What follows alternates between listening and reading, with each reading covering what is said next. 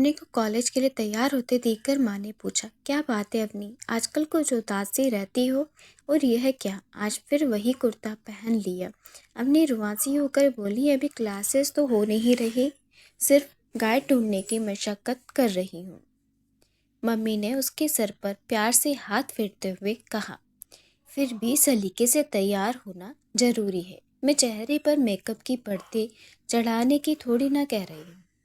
अवनी ने कहा, ठीक है मम्मी, आगे से मैं ध्यान रखूंगी। मम्मी अवनी को जाते हुए देखती रही। डिपार्टमेंट में अवनी को उसकी खास सहेली ईशा मिल गई, जो पीएचडी की 2 साल की प्रोग्रेसिंग रिपोर्ट सबमिट कराने आई थी। ईशा ने अवनी से कहा, हम दोनों एक साथ गाइड ढूंढना शुरू किया था और देख, मुझे 2 साल हो गए हैं रजिस्ट्रेशन करवाए हुए, तेरी गाड़ी कहाँ अटक रही है। अवनी का जवाब सुने बिना ही उसे ऊपर से नीचे तक देखते हुए ईशा आगे बोली, यह क्या हाल बना रखा है, ढीला सा कुर्ता, तेल से चिपके बाल, यह सारे लेक्चर पुरुष हैं मैडम, ऐसे नहीं मिल जाएंगे गाइड तुम्हें। अवनी रुआसी होकर बोली कि सुबह मम्मी भी मुझे सलीके से रहने को कह रही थी और अब तुम भी। ईशा ने उसे समझाते हुए कहा कि मैं तुम्हें 50 वर्ष की उम्र पार किए प्रोफेसर पर लाइन मारने को नहीं कह रही, लेकिन पुरुष चाहे 18 के का या फिर 80 का, सुंदरता उससे आकर्षित करती ही है। अवनी ईशा की बात समझने की कोशिश कर रही थी, फिर सोचने लगी, सही ही तो कह रही है ईशा, मुझे अपने पहनावे और लुक्स पर ध्यान देना ही होगा। कल को जब जॉब के लिए और शादी के लिए भी मेरे लुक्स को ही देखा जाएगा। उस दिन अपने डिपार्टमेंट से सीधे पार्लर गई और वहीं हेयर वॉश के बाद हेयर कट करवाया और फिर थ्रेडिंग और फेशियल भी करवाया। फिर बाल सेट करने के बाद उसने जब खुद को शीशे में देखा तो हैरान रह गई।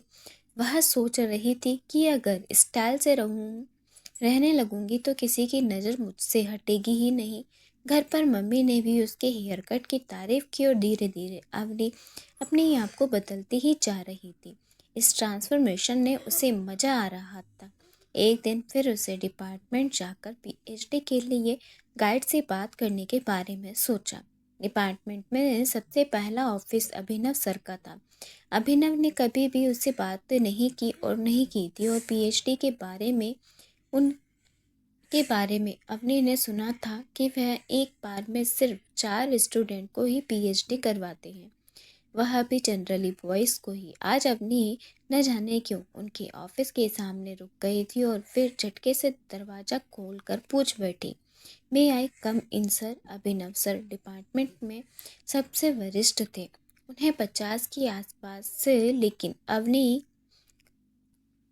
अवनी को वे किसी यंग स्मार्ट युवक की तरह नजर आ रहे थे। चमकता चेहरा, विशाल भुजाओं वाले कसरती शरीर, और वे कोई सिनो पेंसिल देखने में व्यस्त थे और अवनी उन्हें एकटक निहारे जा रही थी। पहले ऐसे नहीं थी। अवनी ने जब से खुद को बदला था और सबका ध्यान से देखने लगी, तभी अचानक सर का ध्यान अवनी की ओर गया।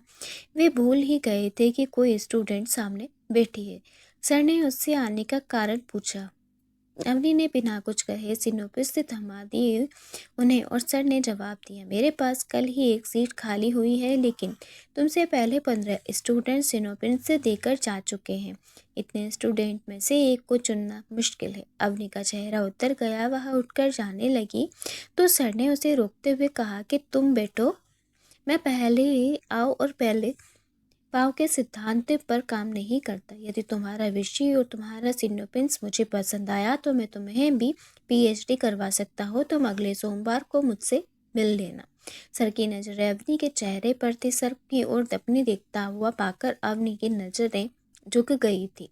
सर इस सही पर पहली बार उससे यूं गौर से देख रहा था, और अवनी ने लाइट पिंक कलर का टाइट फिटिंग वाला सूट पहन रखा था, जिसमें से झांकते हुए उसके उपहार सुबह से कईयों की नज़र का निशाना बन चुके थे। पारदर्शी दुपट्टा जो बार बार कंधे से सरक रहा था, और वह किसी को भी अपने मोह पाश में बांधने को काफ़ी था। सुर्ख गुलाबी गालों पर लहराते काले बाल जादू टोना सा कर रहे थे। कभी लड़कों की तरह लंबे लंबे कदम बढ़ाने वाली अवनी अब धीरे से नजाकत के साथ दरवाजे की ओर बढ़ती जा रही थी और उसे पूरा भरोसा था कि 16 स्टूडेंट्स में से सर पीएचडी के लिए उसे सेलेक्ट करेंगे। अगले सोमवार को वह पहुंच गई और अभिनव सर की ऑफिस में नहीं थे। सर फोन भी पिक नहीं किया और अवनी को अब यही डर लग रहा था कि सीट हाथ से फिसल न गई हो। करीब 1 घंटे के इंतजार करने के बाद अवनी बुझे मन से बाहर आने को उठी तो कि सामने से सर को देखकर ठिठक गई। लाइट ब्लू कलर की शर्ट और ब्लैक ट्राउजर पहने हुए सर बहुत ही स्मार्ट और हैंडसम लग रहे थे। सर ने उसे बैठने को कहा और फिर अवनी की आंखों में आंखें डालकर मुस्कुराते हुए बोले कि तुम्हारा सिनोपेस मुझे पसंद आया। मुझे करेक्शन करने के बाद इसे फाइल कर लेते हैं। तुम मेरे अंडर में पीएचडी कर रही हो। और अवनी की खुशी का ठिकाना न था। अवनी ने थैंक्स कहा तो सर मुस्कुराते हुए बोले कि तुम्हें पता चल ही गया होगा कि मैं लड़कियों को पीएचडी नहीं कराता, फिर भी तुम्हें क्यों करा रहा हूँ। अवनी ने प्रश्नवाचक दृष्टि से सर के चेहरे पर डाली और सर अपनी बात आगे बढ़ाते हुए कहा, क्योंकि तुम मुझे बाकी लड़कियों से अलग लगी। अवनी को सर की बातों का कुछ न कुछ समझ में आ रहा था और घर पर आकर उसे बहुत देर तक खुद को शीशे में निहारा और फिर नजरें झुका ली। अवनी जल्दी से जल्दी पीएचडी पूरी कर लेना चाहती थी। वह चाहती थी कि जल्दी से जल्दी जॉब लग जाए। मम्मी पापा उसके लिए लड़का देखना शुरू कर दिया था। अवनी रोज डिपार्टमेंट जाती थी और लाइब्रेरी से बुक्स इशू करवाने के बाद अभिनव सर के ऑफिस में बैठती थी। थोड़ी देर के लिए ही सही, सर ऑफिस में जरूर आते थे। मुस्कुराकर अवनी के अभिवादन का जवाब भी देते थे। उसी दिन सर डिपार्टमेंट आने में लेट हो जाते तो वह अपनी बेंच बेचैन हो उठती और अवनी खुद को ही इस बेचैनी का कारण नहीं समझ पा रही थी। कहीं इसको प्यार तो नहीं कहते। अब तक कि अवनी ने अपनी जो छवि बना रखी थी, लड़के उसी के आसपास में नहीं भटकते थे, लेकिन अब तो वह हर नज़र की गर्माहट और गहराइयों को महसूस कर रही थी। रोज की तरह अवनी अभिनव सर के ऑफिस में आ गई और सर के ऑफिस में वॉशरूम था जिसमें अवनी अक्सर यूज़ करती थी। अवनी को यही लगता था कि सर ने इस ऑफिस में सिर्फ उसे एंट्री दी है और वॉशरूम तो उसके अलावा कोई रेयर ही नहीं यूज़ करता होगा। यही सोचकर कई बार वह डोर क्लोज करने में लापरवाही कर जाती थी और उस दिन भी उसने उसे ऐसे ही लापरवाही की और हैंड वॉश करते समय उसके महसूस किया कि उसकी ब्रा का हुक खुल गए हैं। स्टेप से कुर्ते की स्लीव्स की ओर से बाहर आ रही थी। उसने ब्रा के हुक को बंद करने के लिए कुर्ता उतारा और हुक बंद करने की कोशिश करने लगी। तभी सामने शीशे पर नजर पड़ी तो उसने देखा कि अभिनव सर खड़े हैं। वह सकपका गई। न जाने क्या सोचकर उसने कुर्ता पहनने की कोशिश ही नहीं की और उसे लगा कि सर पास से आकर अवनी की ब्रा का हुक बंद कर रहे हैं और वह उनके कांपते हाथों के स्पर्श को महसूस कर रही थी और उस मदहोशी से छा रही थी। तभी ही तेज दरवाजे बंद होने की आवाज से उसकी तंद्रा टूटी। सर वहाँ नहीं थे तो क्या सर बाहर से ही चले गए थे? अवनी समझ नहीं पा रही थी कि उसे क्या हो रहा है। अवनी ने बड़ी ही मुश्किल से कुर्ता पहना और बाहर आ गई। सर अपनी चेयर पर बैठे थे और अवनी ने नज़र झुकाए हुए सर से कहा कि सिनोपिन से और लिटरेचर रेवेन्यू आप के बताए हुए अनुसार तैयार कर लिए हैं। अवनी के सुर्ख चेहरे पर पसीने की बूंदें गुलाब रोज की तरह एहसास कर रही थी। सर ने उसे की ओर बिना देखे ही कहा कि अगले सप्ताह डिपार्टमेंटल रिसर्च की कमेटी की मीटिंग है, लेकिन यह मीटिंग डिपार्टमेंट में न हो पाएगी। पास ही में एक कस्बे में एक कॉलेज में मीटिंग रखी गई है, क्योंकि मीटिंग के तुरंत बाद वहाँ एक सेमिनार होगा। यहाँ 2 घंटे का रास्ता है, तो मंडे को 11 बजे ही वहाँ पहुँच जाना। मैं भी वहीं मिलूँगा। अवनी ने दिलो दिमाग में हलचल मची हुई थी और वह सर की ओर खींची चली जा रही थी, जबकि सर ने ऐसा कोई भी इंडिकेशन उसे नहीं दिया था। उसने सोच लिया था कि वह सर को अपनी फीलिंग के बारे में ज़रूर बताएगी। कहने की हिम्मत न हो तो वह लिखकर अपने प्यार का इजहार करेगी। उसने एक लेटर में भी लिखा था। अब डीआरसी की मीटिंग वाला सोमवार भी आ गया। अवनी अपनी ही एक्टिविटी पे सर के बताए हुए टाउन के लिए रवाना हो गए थे। शहर से बाहर निकली ही थी कि तेज बारिश शुरू हो गई। अवनी ने एक पेड़ के नीचे खड़े होकर खुद को भीगने से बचाने की कोशिश की, लेकिन पानी में उसके कॉटन का सूट भिगो ही दिया था। आसपास के खड़े लोग उससे है कनखियों से देख रहे थे। अवनी बिल्कुल असहज हो गई थी। तभी उसे एक चमचमाती हुई सफ़ेद गाड़ी अवनी के सामने आकर रुकी और सर ही थे हल्के से गुलाबी रंग की शर्ट में बोले, आओ जल्दी से बैठ जाओ, मीटिंग का टाइम हो रहा है। सर ने आगे की सीट की ओर इशारा किया और अवनी झिझकती हुई गाड़ी में बैठ गई और उसका कुर्ता गीला हो गया था तो उससे ठंड लग रही थी।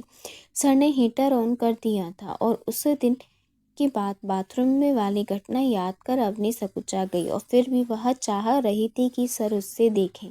एक अलग ही तरह का रोमांच वह महसूस कर रही थी। अभिनव सर ने उसे नॉर्मल करने की कोशिश करते हुए कहा कि आराम से बैठो, रिलैक्स रहो, डीआरसी के लिए खुद को तैयार कर लो। तभी एक झटके से गार्ड के साथ गाड़ी रुकी।